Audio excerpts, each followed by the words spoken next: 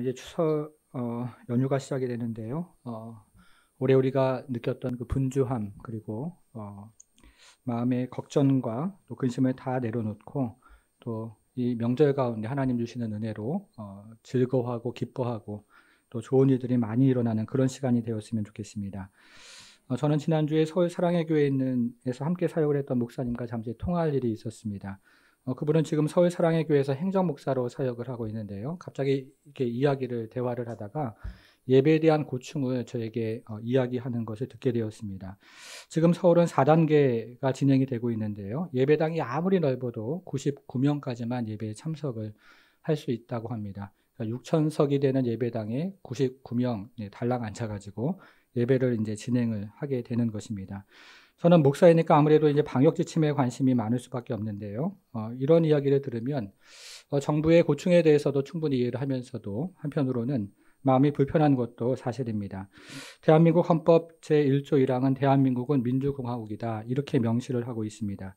여러분 전 세계 주요 국가 중에서요 헌법 1조에 민주라는 단어와 공화라는 단어를 함께 사용을 해서 국가의 정체성을 명시한 나라는 우리나라밖에 없습니다. 대한민국을 단지 민주주의 국가라고 하지 않고 공화국이다 이렇게 명시를 하는 것은 단지 많은 사람들의 의견을 따라간다는 뜻이 아니라 소수의 의견도 존중한다 이런 의미가 있는 것입니다. 그런데 교회를 의미하는 에클레시아라는 말 우리가 잘 알고 있는 말인데요. 이 말 안에도 민주, 공화라는 공화국이라는 그 특징을 잘 담아내고 있는 말인데요. 그렇게 생각을 하면 대한민국의 정체성과 교회의 정체성은 본질적으로 닮은 데가 있다 이렇게도 생각을 해볼 수가 있습니다. 오늘날까지 교회는 세계 역사 속에서 시대의 대안으로 그 역할을 충실하게 감당을 해왔습니다. 그래서 유명한 역사학자인 아놀드 토인비는 서양 문명은 기독교의 도움을 받지 않았다면 시작을 하지 못했을 것이다 라는 유명한 말을 했습니다. 한국의 근대 역사도 다르지 않습니다. 연세대학교, 이화여자대학교, 배재대학교, 배화여자대학교, 세브란스병원, 이화여대병원, 고려대학교 의과대학 이런 수많은 교육기관과 그리고 의료기관들이 기독교 정신을 가지고 설립이 되었고 또 그 기독교 정신을 가지고 이 땅을 섬겨왔습니다. 우리나라의 근대 역사를 연 것도 교회이고요. 또 일제강점기의 나라와 민족을 깨운 것도 또 교회이고 오늘날 민주와 공화의 가치를 균형 있게 심어주는 것도 교회라고 생각을 합니다. 여러분 그래서 저는 오늘날의 언론이 마치 교회가 엄청난 죄를 지은 것처럼 몰아가는 것도 좀 불편한 마음이 있고요. 정부의 일방적인 소통도 좀 아쉬운 마음이 있습니다. 그러나 저는 오늘날 한국교회의 어려운 현실을 언론의 탓으로 돌리거나 정부의 탓으로 돌릴 생각은 조금도 없습니다. 왜냐하면 우리가 오늘부터 살펴보는 요한계시록은 교회의 문제를 교회의 본질에서 찾기 때문에 그렇습니다. 그래서 우리는 오늘부터 시작해서 7주 동안 교회의 본질에 대해서 함께 생각하고 돌아보고 또 우리에게 필요한 말씀이 무엇인가를 찾아가기를 원하는데요. 그 첫 번째 시간으로 오늘은 에베소 교회를 향해 주시는 주님의 말씀에 대해서 함께 생각을 해보겠습니다. 첫째는 에베소 교회에게 주신 칭찬인데요. 주보의 첫째, 에베소 교회에게 주신 칭찬이라고 한번 적어보겠습니다. 칭찬 이렇게 한번 적어보겠습니다. 우리가 지금 살펴보는 요한계시록은 사도 요한이 밤모섬에서 보았던 환상을 기록한 책입니다. 여러분 그러면 사도 요한이 밤모섬에서 보았던 첫 번째 환상은 무엇일까요? 여러분 1장으로 한번 가보시면요. 1장 16절을 한번 보겠습니다. 16절 보니까요. 그의 오른손에 7별이 있고 이렇게 이야기합니다. 찾았습니까? 네, 요한은 예수님의 오른손에 7별이 있는 환상을 먼저 보았습니다. 자, 12절과 13절, 1장 12절과 13절도 가보겠습니다. 자, 12절 하반절에 보시면요. 7 금촛대를 보았는데 13절, 촛대 사이에 인자 같은 이가, 인자가 누굽니까? 예수님이시죠. 요한은 예수님이 7 금촛대 사이에 좌정하고 있는 환상도 보게 되었습니다. 우리가 요한계시록을 읽어보면요. 이 요한계시록에 수많은 환상이 등장을 하는데 그 중에서 요한이 제일 먼저 보았던 환상은 지금 우리가 살펴보았던 7별의 환상이고요. 그리고 7 금촛대의 환상이었습니다. 여러분 그러면 7별의 환상 그리고 7 금촛대의 환상은 무엇을 의미하고 있습니까? 자, 1장 20절로 가보겠습니다. 20절 하반절을 좀 보시니까요. 자, 7별은 뭐라고 되어 있습니까? 7 교회 사자라고 되어 있죠. 7 촛대는 뭐라고 되어 있습니까? 7 교회라고 되어 있습니다. 7 별의 환상은 7 교회의 사자라고 되어 있는데요. 이것은 교회의 사역자들을 의미하는 말입니다. 여기서 말하는 7이라는 숫자는 완전수이기 때문에 이것은 역사에 등장하는 모든 교회라는 뜻을 가지고 있습니다. 그 다음 보니까요, 7 촛대는 7 교회를 의미한다 이렇게 되어 있습니다. 근데 여기에 말하는 7이라는 숫자도 완전수이기 때문에 역사에 등장하는 모든 교회를 의미한다 이렇게 해석을 할 수 있습니다. 그래서 요한계시록에 등장하는 수많은 환상 중에서 요한이 교회에 대한 환상을 가장 먼저 보았다 하는 것인데요. 교회에 대한 환상을 가장 먼저 보았다는 것은 역사의 중심이 교회이요 구속사의 중심이 교회라는 것입니다. 하나님께서 교회를 중심으로 역사를 펼쳐가시고 또 교회를 중심으로 구속사를 펼쳐가시더라. 그 얘기를 제일 먼저 1장에서부터 시작을 하고 있습니다. 여러분, 그래서 예수님께서 교회를 어떻게 하실까요? 자, 오늘 본문 2장 1절을 보겠습니다. 1절, 2장 1절 보니까요. 에베소 교회 사자에게 편지하라. 오른손에 7별을 붙잡고 라고 되어 있는데 여기 표시를 한번 해보겠습니다. 붙잡고 여기 표시를 해보겠습니다. 예수님이 오른손으로 교회의 사역자들을 붙잡고 계신다 이렇게 이야기를 하고 있습니다. 근데 제가 여기 있는 붙잡고라는 말을 원문에서 좀 찾아보니까요. 이 말은 오른손으로 계속해서 꽉 붙잡고 있다 이런 뜻을 가지고 있습니다. 여러분, 오늘날 교회를 섬기는 사역자들의 모습을 보면 저를 비롯해서 참 부족한 모습이 너무나 많습니다. 그러나 그럼에도 불구하고 우리 주님께서 오른손으로 교회 사역자들을 꽉 붙들어 주고 계신다라고 이야기를 하고 있는 것입니다. 저는 이 말씀이 저희가 얼마나 위로의 말씀이 되는지 모르겠습니다. 2장 1절을 조금만 더 보겠습니다. 7별을 붙잡고 7 금촛대 사이를 거니시는 이가. 자, 거니시는 여기 또 표시를 해보겠습니다. 거닐다 이렇게 되어 있는데요. 자, 이번에는 예수님께서 교회를 거니신다 이렇게 이야기합니다. 앞에서는 좌정하신다 이렇게 되어 있었는데 여기서는 거기서 한 걸음 더 나아가서 거니신다 이렇게 얘기를 합니다. 비록 이 땅에 교회가 흠이 많을지라도 우리 주님께서는 여전히 교회를 사랑하시고 교회 가운데 좌정하시고 그리고 교회를 거니신다 이렇게 말씀을 하고 있는 것입니다. 우리 모두에게 얼마나 큰 위로의 말씀이 되는지 모르겠습니다. 여러분, 그래서 우리가 교회를 떠나면 우리의 믿음은 치명적인 손상을 입게 됩니다. 존 칼빈이 말했던 것처럼 교회는 성도의 어머니이기 때문에 교회를 떠나면 우리의 믿음이 흔들리고요. 또 연약해지고 결국 믿음에서 떠나는 일이 종종 발생을 하는 것입니다. 성도 여러분, 이렇게 생각을 하면 오늘날 매우 당연하게 여겨지는 영상 예배는 올바른 예배가 아니라고 할 수 있습니다. 우리가 교동문에서도 함께 보았는데요. 자, 시편 149편 1절을 화면으로 다시 한번 보겠습니다. 교동문에서 읽으신 것 기억하실 겁니다. 같이 한번 읽어볼게요. 시작. 할렐루야, 새 노래로 여호와께 노래하며 성도의 모임 가운데에서 찬양할지어다. 여러분, 여기 다시 한번 보십시오. 성도의 모임 가운데서 찬양할지어다. 올바른 예배는요, 성도의 모임 가운데서 이루어지는 예배다 이런 뜻입니다. 올바른 예배는 각자의 자리에서 영상으로 이루어지는 예배가 아니고요, 성도의 모임 가운데서 이루어지는 예배라고 할 수 있습니다. 성도의 모임 가운데서 이루어지는 찬양이요, 고백이요, 감사요, 결단이요, 또 듣는 말씀입니다. 그러면서 하나님께서는 교회 가운데 거하셔서 그 가운데 치유와 회복과 도전과 회개와 은혜를 우리 가운데 베풀어 주시는 것입니다. 지금 이 시간에도 그런 은혜가 우리 모두에게 함께하기를 주님의 이름으로 축복합니다. 여러분, 그래서요, 오늘날 성도들의 인기에 영합한 혼탁한 신학과 설교를 따라가시면 안 되고요, 오늘 말씀처럼 교회를 중심으로 예배가 이루어져야 하는 것입니다. 교회가 그만큼 중요하다 하는 것입니다. 여러분, 그래서 요한계시록은 역사의 중심이요, 그리고 구속사의 중심인 교회에 대한 이야기로 시작을 하는데요. 특별히 요한계시록은 에베소 교회에 대한 이야기로 시작을 합니다. 그러면 주님께서 에베소 교회에게 주시는 첫 번째 칭찬은 무엇일까요? 에베소 교회를 향한 주님의 첫 번째 칭찬은 2절에 나오는데요. 2절을 보니까 행위라고 이야기를 합니다. 그런데 여기서 말하는 행위는 그 다음에 나오는 수고라는 의미를 가지고 있기 때문에 여러분 주보의 작은 첫째 옆에다가는요. 수고 이렇게 한번 적어보겠습니다. 수고. 에베소 교회의 수고를 우리 주님께서는 기억하시고 칭찬하셨다 이런 뜻입니다. 여러분 그러면 여기서 주님께서 말씀하신 수고는 무엇을 의미합니까?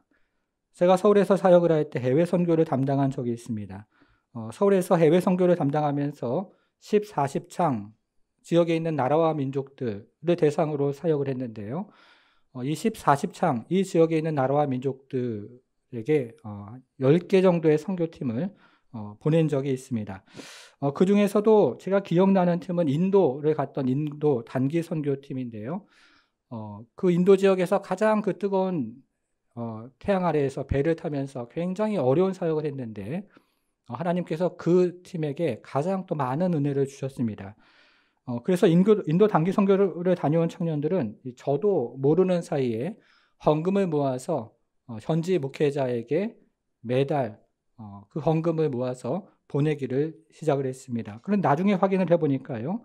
이 청년들이 보낸 헌금이 사역비로 사용이 되지 않고 개인 비용으로 유용이 되었습니다. 그래서 결국 거기서 사역지를 옮겨서 다른 곳에서 사역을 할 수밖에 없는 그런 상황이 되었습니다. 여러분 청년들이 순수한 마음으로 자신의 재정을 쪼개가지고 헌금을 만들어서 선교지에 보내는 것은 굉장히 칭찬받을 만한 일이라고 생각을 합니다. 그러나 돈을 매달 1,000만 원을 보내는 것보다요. 10명의 단기 선교사를 보내는 것이 더 좋은 사역입니다. 그리고 10명의 단기 선교사를 보내는 것보다 1명의 장기 선교사를 파송하는 것이 더 또 좋은 사역이라고 할 수 있습니다. 여러분 그렇게 말할 수 있는 이유가 무엇일까요? 예수님은 오늘 본문에서 에베소 교회의 수고를 칭찬하셨는데요. 여기서 예수님께서 말씀하신 수고라는 말의 의미는 고통을 지불하는 노동이라는 뜻을 가지고 있습니다. 다시 말하면 예수님께서 오늘 본문에서 말씀하신 수고는 대가를 지불하는 그런 노동을 의미하는 것입니다. 성도 여러분, 오늘날 한국교회가 타 종교에 비해서 가장 많은 재정으로 한국 사회를 섬김에도 불구하고 좋은 평판을 듣지 못하는 이유는 인격적인 수고를 지불하지 않고 재정으로 섬기기 때문이라는 생각이 듭니다. 이것은 오늘날 교회 안에서 이루어지는 사역도 마찬가지입니다. 오늘날 교회를 섬길 때에 인격적인 수고를 지불하지 않고 사람을 사서 교회를 섬기거나 기계를 사서 교회를 섬기려는 그런 풍조가 교회 안에 들어오고 있습니다. 그래서 주중에 와서 함께 교회를 섬기자는 말이 불편한 말이 되어가고 있고요. 또 주말에 와서 함께 방역을 합시다 하는 말이 우리에게 부담을 주는 그런 시대를 우리가 살아가고 있습니다. 여러분 지금 제 손 안에요. 아주 먹음직한 사과가 하나 제가 잡고 있다고 한번 생각을 해보겠습니다. 이 사과를 제가 강대상에 딱 하고 내리치면 멍이 들어서 먹을 수가 없는데요. 이것이 바로 인격적인 대가를 지불하지 않는 교회의 모습이라고 할 수 있습니다. 처음에는 티가 나지 않지만 결국에는 멍이 들어서 쓸모가 없게 되는 것입니다. 그래서 오늘날을 살아가는 성도는 주님께서 수고하는 교회와 성도들을 크게 칭찬하셨다는 마음을 마음 깊이 새겨볼 필요가 있습니다. 자, 두 번째인데요. 에베소 교회를 향한 주님의 두 번째 칭찬은 인내였습니다. 주보예요. 작은 둘째 옆에다가 인내 이렇게 한번 적어보겠습니다.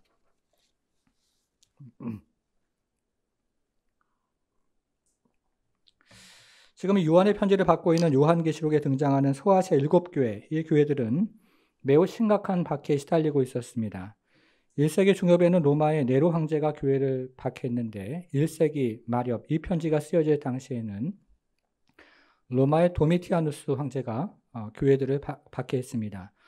로마는 간헐적으로 박해를 했지만 도미티아누스는 지속적으로 박해를 했습니다.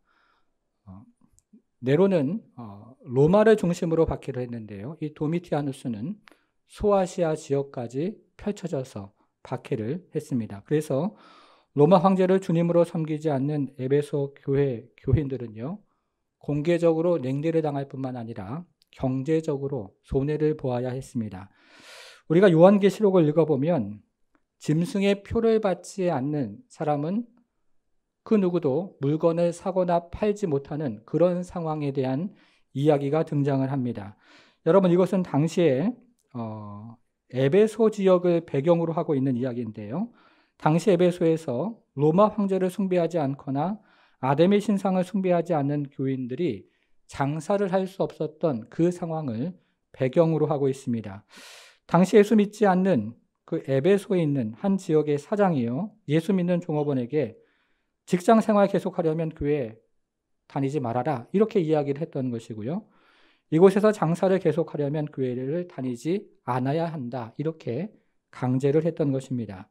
그러나 에베소 교인들은 경제적인 손해를 감수하면서 믿음을 지켰는데, 그것이 바로 오늘 본문에서 예수님께서 말씀하신 인내라는 단어가 가지고 있는 의미입니다.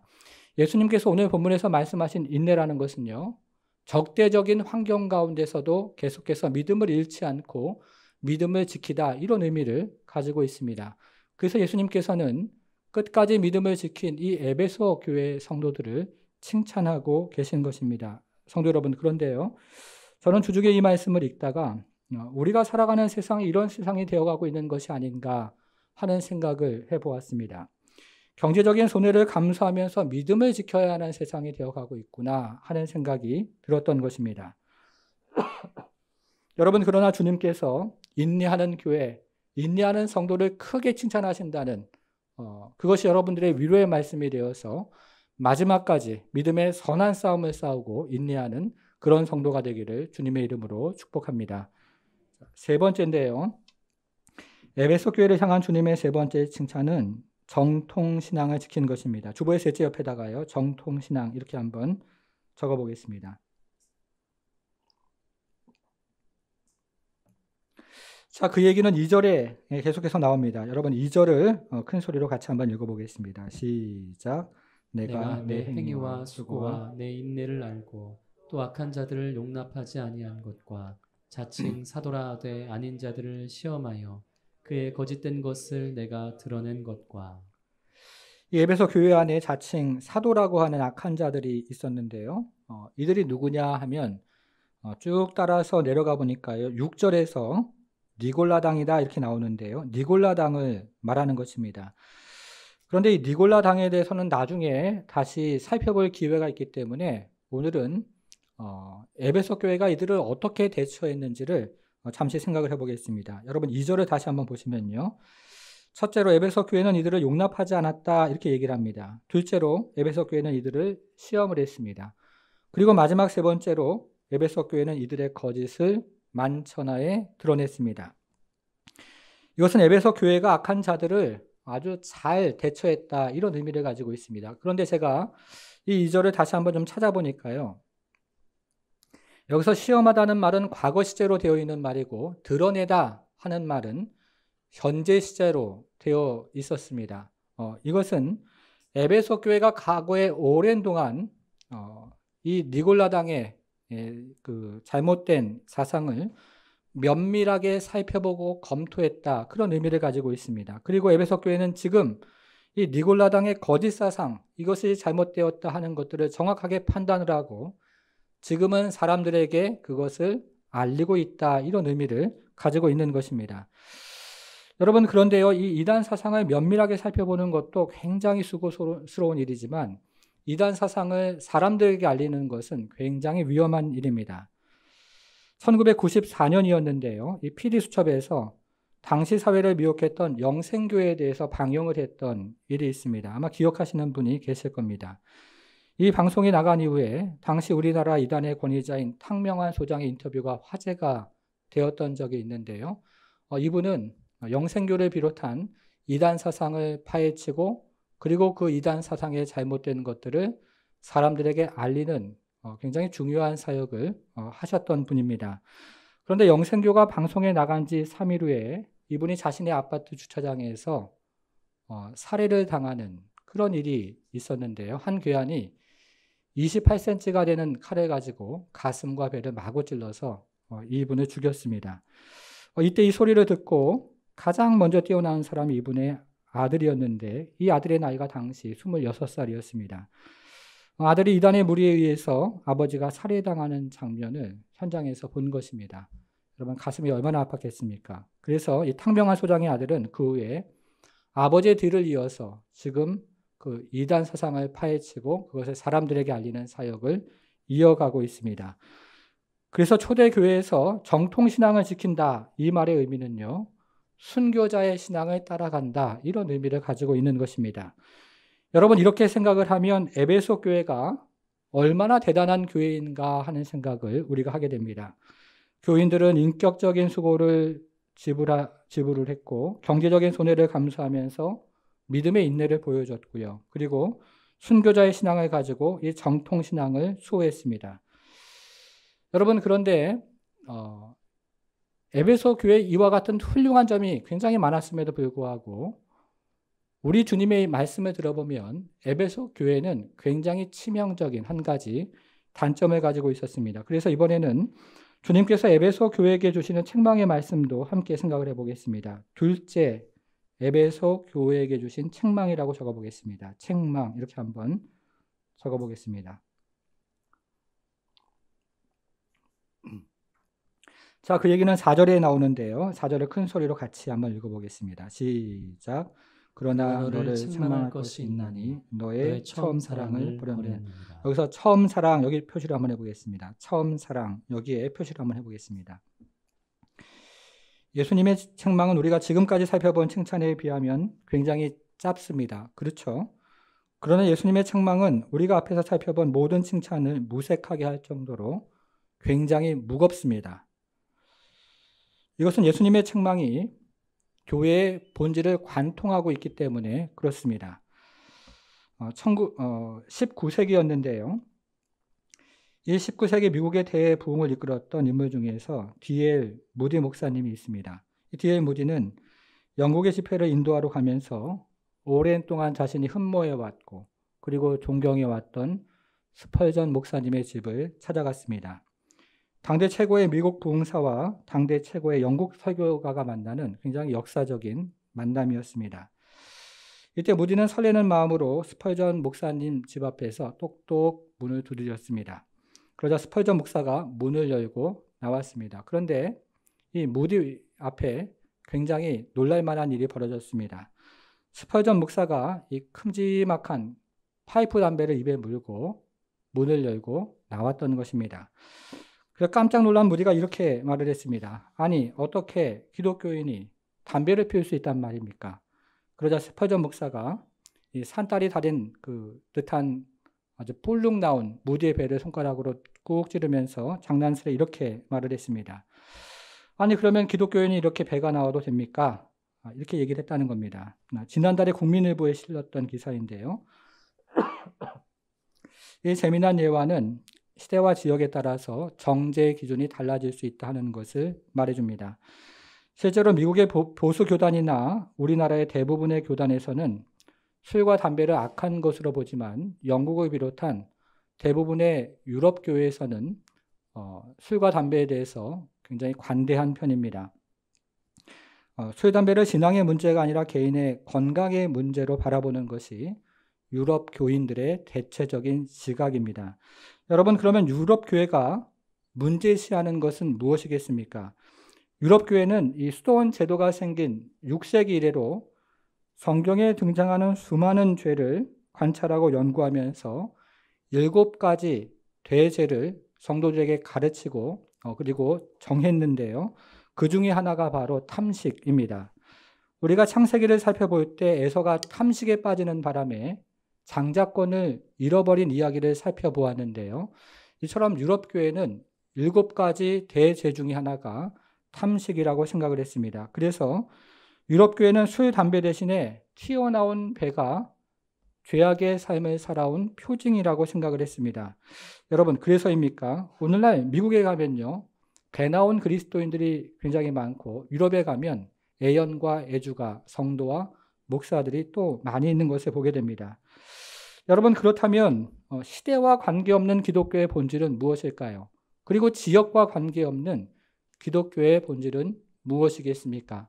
역사상에 기독교가 교회 안에서 다양한 생각을 하고 다양한 기준이 있음에도 불구하고 역사와 시대를 뛰어넘는 교회를 교회답게 하고 성도를 성도답게 하는 기독교의 본질이 무엇이겠습니까? 그것이 바로 오늘 본문에서 예수님께서 지적하신 사랑입니다. 우리가 죄인 되었을 때에 그리스도께서 우리를 대신해서 죽으셨을 때 하나님께서 보여주셨던 그 사랑, 그리고 너희가 서로 사랑하면 모든 사람이 너희가 나의 죄자인 것을 알겠다고 말씀하신 바로 그 사랑이 기독교의 본질인 것입니다. 여러분, 저는 술과 담배를 금하는 것도 한국 기독교가 가지고 있는 좋은 전통이라고 생각을 하고, 탐식에 빠지지 않는 것도 서구 교회가 가지고 있는 좋은 전통이라고 생각을 합니다.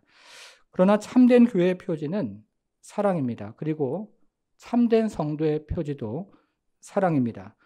그래서 우리가 아무리 술, 담배를 금하고 탐식에 빠지지 않는다고 하더라도 지금 예수님께서 말씀하신 사랑이 없다면 그 교회는 참된 교회가 아닐 것입니다. 그리고 우리가 아무리 인내하고 아무리 수고하고 아무리 정통신앙을 가지고 있다고 하더라도 예수께서 지금 말씀하신 그 사랑이 우리 가운데 없다면 그러면 그 성도도 참된 성도는 아닐 것입니다. 오히려 내가 술과 담배를 하지 않고 탐식에 빠지지 않는다는 사실, 그리고 내가 인내하고 수고하고 정통신앙을 가지고 있다는 사실이 다른 사람을 정죄하는 기준이 될 뿐입니다. 여러분, 그러면 어쩌다가 이 에베소 교회는 참된 교회의 본질적인 요소인 이 사랑을 잃어버리게 된 것일까요? 자, 화면을 한번 보겠습니다. 에베소서 마지막 구절인데요. 6장 24절을 큰 소리로 같이 한번 읽어보겠습니다. 시작. 우리 주 예수 그리스도를 변함없이 사랑하는 모든 자에게 은혜가 있을지어다. 네. 여러분 한번 생각을 해보십시오. 처음 에베소 교회가 시작되고 부흥이 되었을 때 이 구절에 보면요, 예수 그리스도를 변함없이 사랑하는 사람들이 꽤 많이 있었습니다.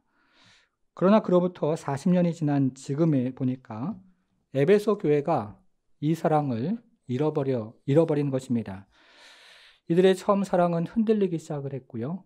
그리고 이들의 처음 사랑은 변질되기를 시작했고, 그래서 이들은 결국 이 사랑을 잃어버린 것입니다. 이들은 여전히 아름다운 수고가 있었지만 하나님을 향한 뜨거운 사랑을 잃어버렸고, 여전히 그 모든 환난 속에서도 인내하는 믿음을 가지고 있었지만 서로를 향한 그 뜨거운 사랑은 냉랭해졌습니다. 그리고 이들에게는 다른 교회와 비교할 수 없는 전통신앙을 가지고 있었지만 이들은 처음 사랑을 잃어버렸던 것입니다. 성도 여러분, 여러분들은 하나님에 대한 처음 사랑 여전히 가지고 계십니까? 십자가만 보아도 가슴이 뛰고 찬송 한 장을 불러도 눈물이 흘러내렸던 그 사랑 지금도 가지고 있습니까? 혹시 이 사랑 잃어버려서 교회를 쉽사리 판단하고 정죄하고 있지는 않으십니까? 우리가 이 사랑 잃어버려서 성도를 용납하고 사랑하고 기다려주고 품어주는 그 마음을 잃어버리지는 않았습니까? 그래서 지금은 쉽게 분노하고 적개심을 드러내며 살아가는 그런 인생이 되지는 않았는지를 묻는 것입니다.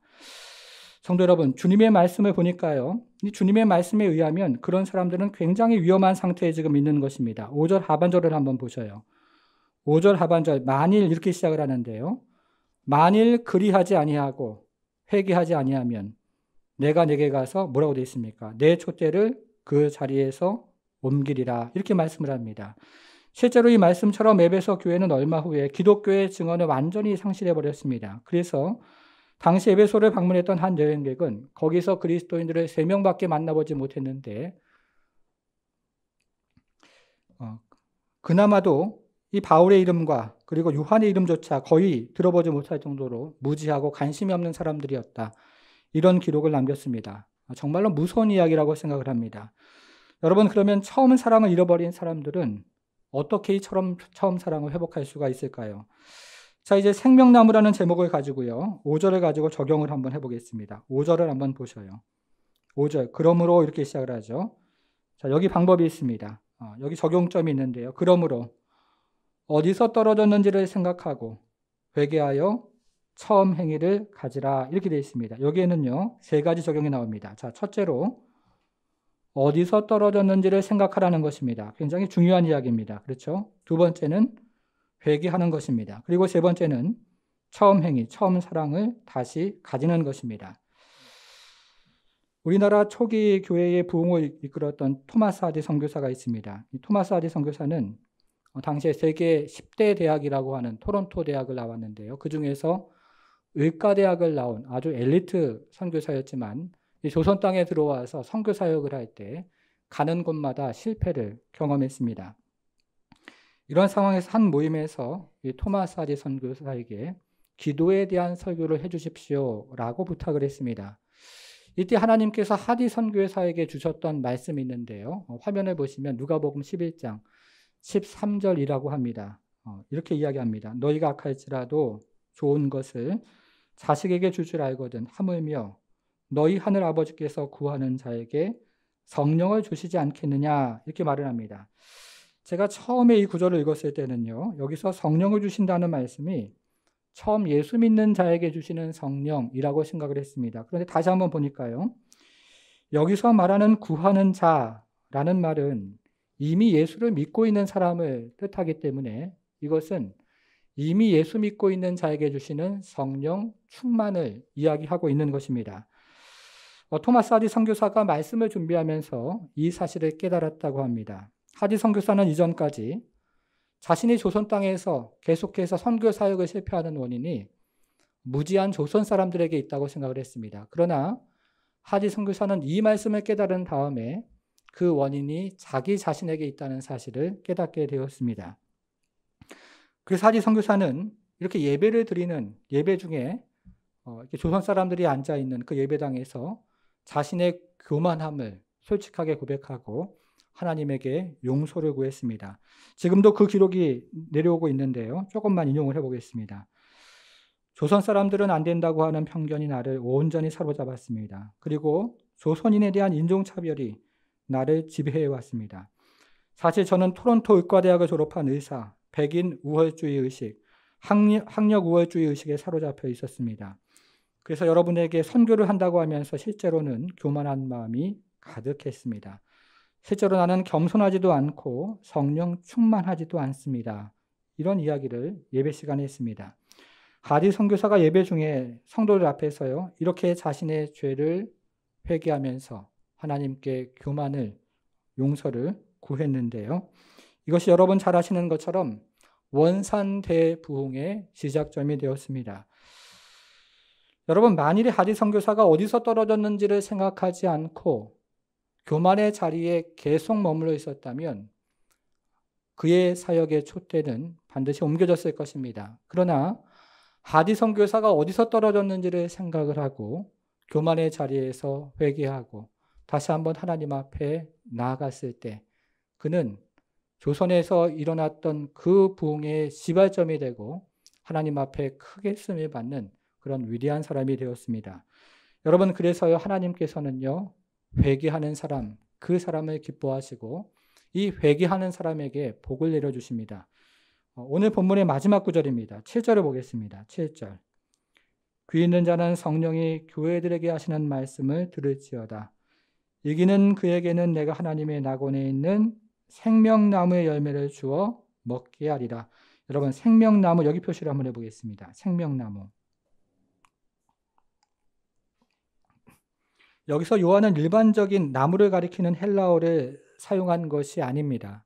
여기서 요한은 십자가를 의미하는 나무, 십자가에 사용되는 나무를 의미하는 그런 헬라어를 사용했습니다. 그래서 여기서 말하는 생명나무는 십자가를 통과한 사람들이 천국에서 누리는 생명나무, 바로 그것을 의미하고 있습니다. 성도 여러분, 거듭난 생명을 가지고 처음 사랑을 가지며 살아가는 성도, 그래서 하나님의 사랑을 사모하며 성도를 사랑하는 그 성도, 그 성도에게 하나님께서 약속하시는 것은 낙원에 있는 생명나무입니다.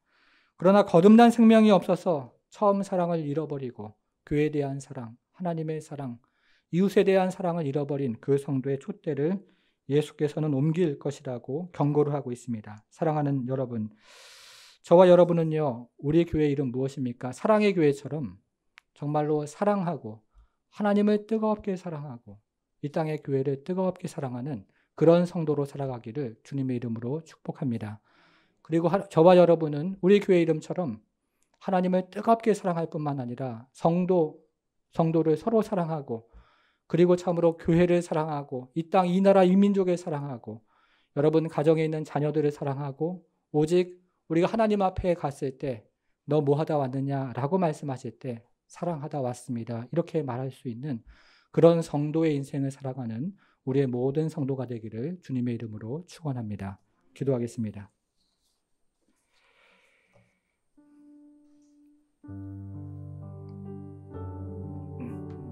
사랑하는 여러분, 저도 말씀을 전하지만 온전히 사랑하는 것 너무 어려운 말씀인 것 같습니다. 그러나 우리가 처음 예수를 믿었던 그 똑같은 감정, 그런 형태로 이 사랑은 계속해서 펼쳐나가는 것이 아니고 어떤 면에서는 더 넓고 더 깊게 우리 주님을 사랑하고요. 내가 전에는 이 부분에 대해서는 주님 사랑 생각하지 못했는데 내가 지금은 이것뿐만 아니라 저것까지도 주님 사랑 생각하면서 주님 기뻐하시는 것이 무엇인가 이것을 고민하면서 또 살아가는 인생이 바로 오늘 본문을 통해서 우리에게 말씀하시는 이 사랑이라고 저는 생각을 합니다.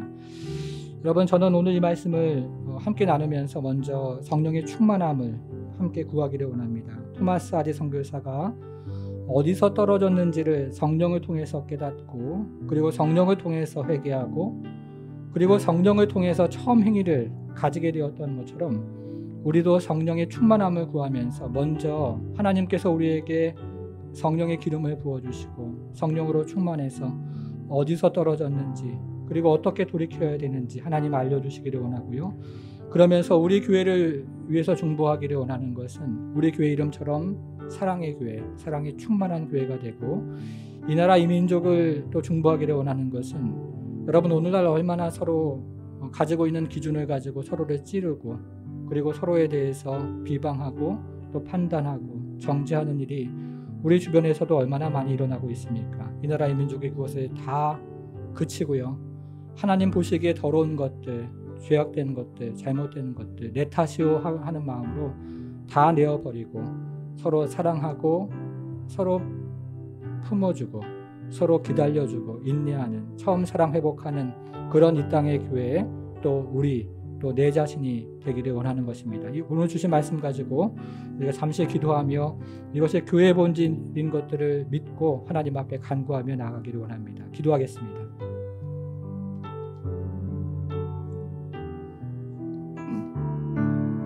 하나님 아버지, 하나님 아버지,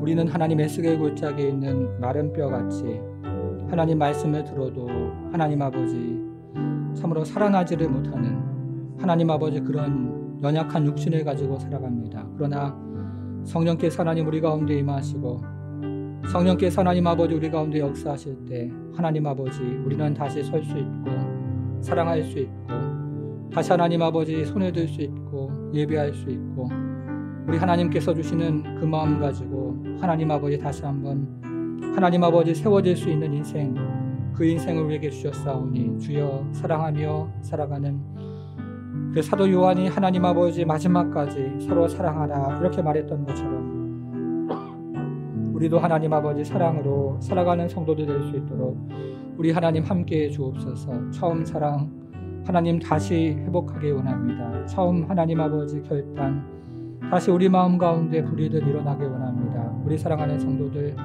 은혜로 하나님 아버지 함께해 주시고 생명으로 함께해 주셔서 하나님 아버지 나라 민족 가운데 불쏘시개와 같이 하나님 우리가 사용되어질 수 있도록 주여 도와주시고 하나님 서로 정죄가 난무하고 하나님 서로 판단하고 그리고 서로 하나님 아버지 삿대질하는 이 하나님 아버지 참으로 죄악이 관영한 시대 가운데 우리 하나님께서 주시는 성령으로 우리가 충만해져서 사랑하며 품으며 주님을 닮아가는 하나님 성도들 될 수 있도록 우리 하나님 함께해 주셔서 우리는 하나님 비록 에스골 골짜기의 마른 뼈와 같지만 그러나 성령의 기름 부으심과 은혜로 우리가 충만해지고 그 안에 하나님 아버지 사랑의 사람이 되어지고 성도로 살아갈 수 있도록 우리 하나님 함께해 주옵소서. 주님 역사해 주옵소서. 주님 은혜를 베풀어 주옵소서.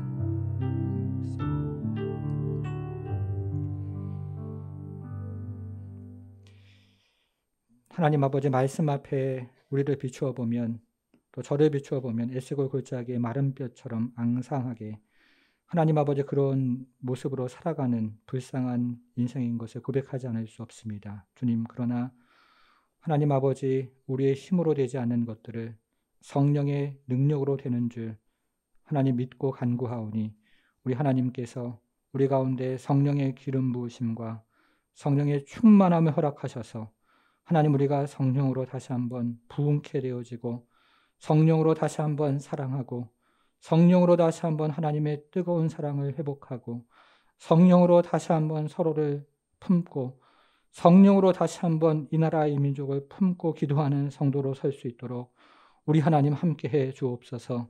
주님 주변에 돌아보면 자신의 기준과 잣대를 가지고 상대방을 찌르고 하나님 판단하고 정죄하는 일들이 얼마나 많이 일어나고 있습니까?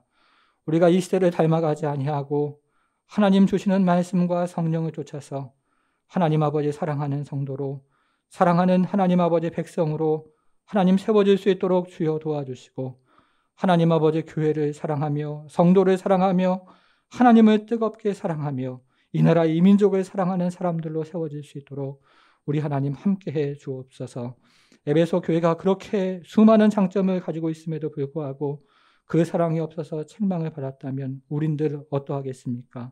주여 우리를 불쌍히 여겨주시고 하나님 우리를 긍휼히 여겨주셔서 우리가 처음 사랑을 회복해서 우리의 촛대가 옮겨지지 아니하고 하나님 앞에 계속해서 하나님 마지막 숨을 거두는 그 순간까지 주의 두 손에 하나님 쓰임받고 하나님 주시는 그 겸손의 자리, 은혜의 자리로 나아가서 우리 하나님을 바라보고 기대하는 그런 성도들로 살아갈 수 있도록 우리 하나님 함께해 주옵소서.